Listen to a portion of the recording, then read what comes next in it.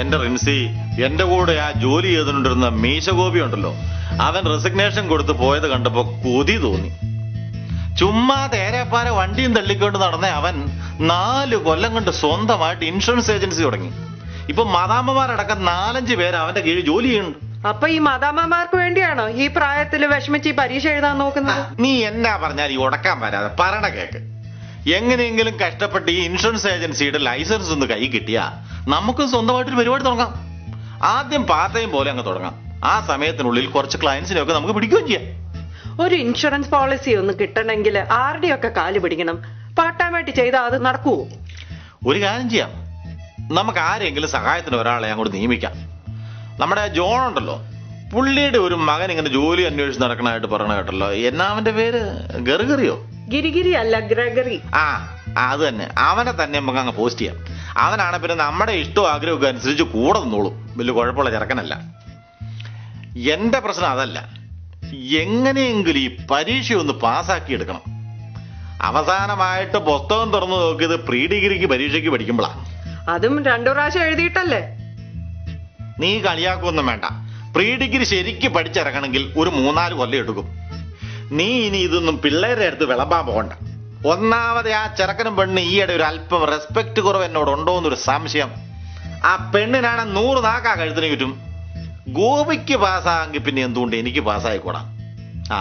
അതുകൊണ്ട് ഞാനൊന്ന് മനസ്സിരുത്തി പഠിക്കാൻ പോവാ. അതിനിടയ്ക്ക് ഒരു 2 ആഴ്ചത്തിന് പാത്രം കഴുകാനോ തുണി നനയ്ക്കാനോ ഒന്നും പറഞ്ഞ് എന്നെ ശല്യം ചെയ്യരുത് കേട്ടോ. ഇതൊന്ന് പാസ്സാവുമെന്ന് ഞാൻ നോക്കിയിട്ടുള്ളൂ.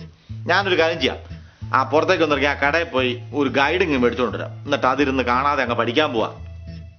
നീ ഈ കുന്ത്രാണ്ടവും തുന്നിക്കൊണ്ടിരിക്കാൻ തുടങ്ങിയിട്ട് കുറേ നേരമായല്ലോ. അടുക്കളയിലേക്ക് തന്നെ എന്തെങ്കിലും കുക്ക് ചെയ്യും. വരുമ്പോൾ നമുക്ക് ഇവരെ കഴിക്കണ്ടേ?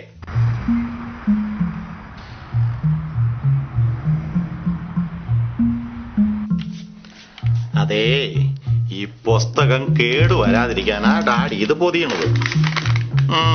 നിനക്കൊക്കെ ഒരു മതിപ്പില്ലെന്നേ ഉള്ളൂ. ഈ പുസ്തകത്തിന്റെ വില നിനക്കറിയാവോ? ഡാഡിയുടെ ഒക്കെ ചെറുപ്പകാലത്ത് വീട്ടിലാകെ ഒറ്റ പുസ്തകമേ കാണുള്ളൂ, ബുക്ക്.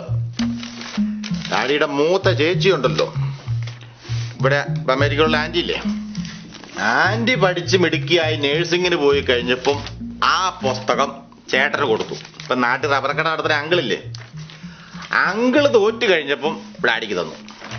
ഡാഡി അത് മനസ്സിരുത്തി പഠിച്ച് ഇവിടെ അമേരിക്ക വരെ എത്തി. അങ്ങനെ പോണു ഡാഡിയുടെ ഒക്കെ കാര്യം. നിന്റെ ഒക്കെ കാര്യം അങ്ങനെയാണോ മാനെ? ഒരു ലേബലിങ് എടുത്തോണ്ട് വന്നേ. മനസ്സിലായില്ലേ? ഇത് പേരെഴുതി ഒട്ടിക്കണ ആ കടലാസില്ലേ, ആ സ്റ്റിക്കർ ഉണ്ടോ? അതുകൊണ്ട് ഇല്ലേ? ഇതെല്ലാം കൂടെ നീയൊക്കെ തിന്നോ? ഒരു കാര്യം ഞാനിതേ വെച്ച് മാർക്കറും കൊണ്ടങ്ങ് എഴുതാം. ഇത് തന്നെ ഫ്രണ്ടിൽ വന്നല്ലോ. ശകനപ്പഴയാണല്ലോ ദൈവമേ. ഡാഡി ഐശ്വര്യമായിട്ട് പഠിക്കാൻ തുടങ്ങാൻ പോവാ. എൻ്റെ മാൻ ഇവിടെ ഇരുന്ന് ബഹളം ഒച്ച ഒന്നും എടുക്കരുത്. ഏതെങ്കിലും പുസ്തകം എടുത്ത് മര്യാദയ്ക്ക് ഇവിടെ ഇരുന്ന് ഒച്ച കുറച്ച് പഠിച്ചോണം. എന്നെ ശല്യം ചെയ്യരുത് കേട്ടോ. ഇപ്പൊ 1 മണിയായി. ഇപ്പൊ തുടങ്ങിയ ഒരു 4 മണി വരെ അങ്ങോട്ട് പഠിക്കാം. തമ്പുരാനെ കനിയണേ.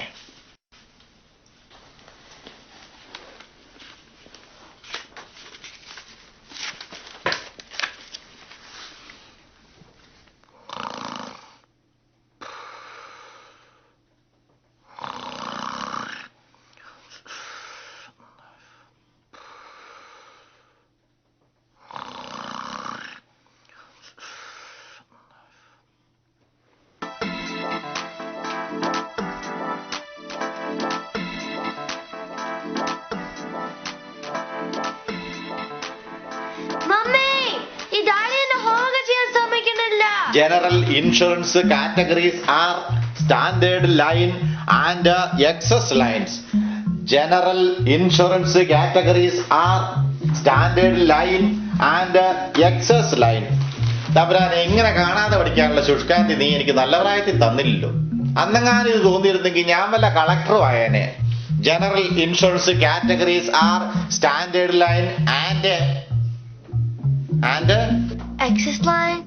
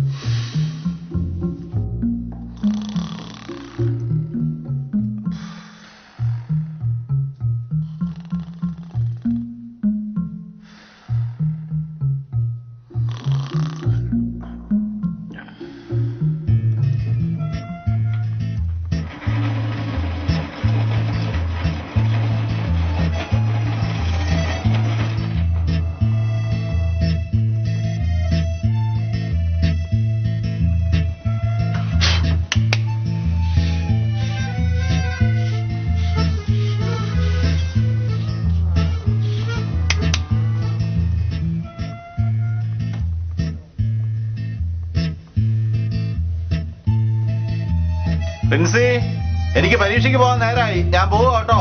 മമ്മി, എന്റെ ബാഗ് കാണുന്നില്ല.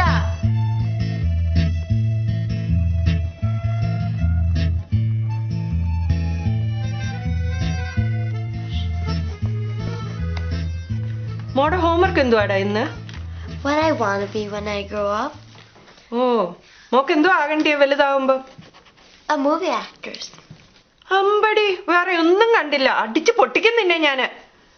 പഠിത്തവും വിദ്യാഭ്യാസവും വേണ്ടാത്ത എല്ലാത്തിനും കുഞ്ഞ് റെഡിയാ. നിനക്ക് ഡോക്ടർ ആകണോ എഞ്ചിനീയർ ആകണോ? എന്താ റിസൾട്ട് അറിഞ്ഞോ? എന്താ ഡാഡി, തോറ്റോ? സാരമില്ല, പരീക്ഷ ഇനി എഴുതാവല്ലോ. ആ പുസ്തകം പിടിച്ചോണ്ട് ഉറങ്ങുന്ന കണ്ടപ്പോഴേ എനിക്ക് തോന്നിയതാ. ജയിച്ചടി. നിനക്ക് നിന്റെ മക്കൾക്കൊക്കെ എന്നെ ഒരു പുച്ഛല്ലായിരുന്നോ? സർട്ടിഫിക്കറ്റ് നോക്ക്. Wow, Daddy, 62 marks? പാസ്സാവാൻ എത്ര വേണം? 60. അതിന് മുകളിൽ 10 കിട്ടിയാലും വേസ്റ്റ് ആണല്ലോ. വെറുതെ രാവിലെ കുറെ പെൻസിൽ കുറിപ്പിച്ചോണ്ട് പോയി, ഇതിനാവശ്യം വന്നില്ല. കമ്പ്യൂട്ടറിലായിരുന്നു പരീക്ഷയെ. ഒന്ന് പേടിച്ചു കേട്ടോ. പിന്നെ അവിടെ കുത്തി ഇവിടെ കുത്തി എൻട്രെ കുത്തി ഒപ്പിച്ചു. നിന്റെ ചെറുക്കനോട് പറഞ്ഞേരെ, അവനും ഒരു ശകലം പുച്ഛം ഉണ്ടായിരുന്നു എന്നോട്. ഏതായാലും നാളെ തൊട്ട് എനിക്ക് അയൺ ചെയ്യണ്ടല്ലോ ഒന്നും. ഞാൻ കുറച്ച് ചായ ഇടാം. ആ, ഒരു കാര്യം ചെയ്യ്, ചായ ഇടാൻ പോകുമ്പോ ഈ ബുക്കും കൂടെ നമ്മുടെ ബെഡിന്റെ തലക്കെ കൊണ്ട് വെച്ചേരെ. അതെന്തിന്? ദോഷം പറയരുതല്ലോ. ഇതിന്റെ പേജ് ഒന്നങ്ങോട്ട് തുറന്നാ മതി, അന്നേരം ഉറക്കം വരും. അത് ശരിയാ. ഉറങ്ങാൻ ഇത്രയും പറ്റ് സാധനം വേറെ ഇല്ല. ഉറക്കക്കുളിയൊക്കെ ഇതിന്റെ പരിയത്ത് പോയല്ലോ. കൊണ്ടുപോയി മോൾ ഇവിടെ ഇരുന്ന് ഹോംവർക്ക് ചെയ്യുക. Okay? Now I know what I want to be when I grow up. എന്തുവാ? An insurance agent.